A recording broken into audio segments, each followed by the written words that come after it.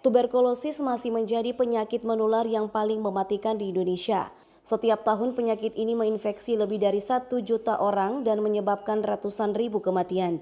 Padahal penyakit tuberkulosis sebenarnya bisa disembuhkan dan obatnya gratis. Masalahnya tuberkulosis gampang sekali menular lewat udara. Orang yang belum terdiagnosis bisa menyebarkan penyakit ini ke orang lain. Kondisi ini kian runyam karena tidak sedikit pasien TB yang menolak menjalani pengobatan. Alasannya beragam, mulai dari kurangnya informasi soal bahaya penyakit tersebut ataupun takut memperoleh stigma negatif dari masyarakat, serta tidak sanggup menjalani durasi pengobatan wajib selama 6 bulan tanpa putus obat.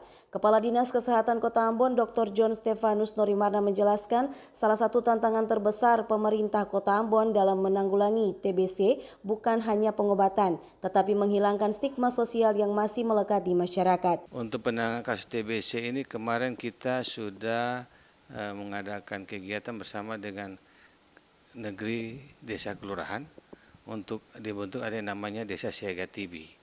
Desa Siaga TB jadi peran serta masyarakat. Kita berusaha untuk menghilangkan image masyarakat terkait penyakit TB. Orang dulu itu kan kalau orang TB berarti orang tidak mampu, ya orang ekonomi rendah. Tapi sekarang TB juga bisa mengenai semua kalangan. Mereka berpapasan dengan kita juga kita bisa kena. Norimarna menambahkan penderita TBC harus dikasih dukungan karena mereka sedang berjuang untuk sembuh. Mereka tidak boleh dihindari atau dikucilkan, tetapi justru diajak dan didukung untuk berobat.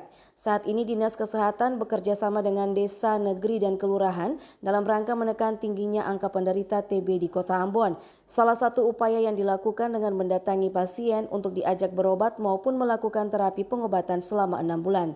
Tim Liputan TVRI melaporkan.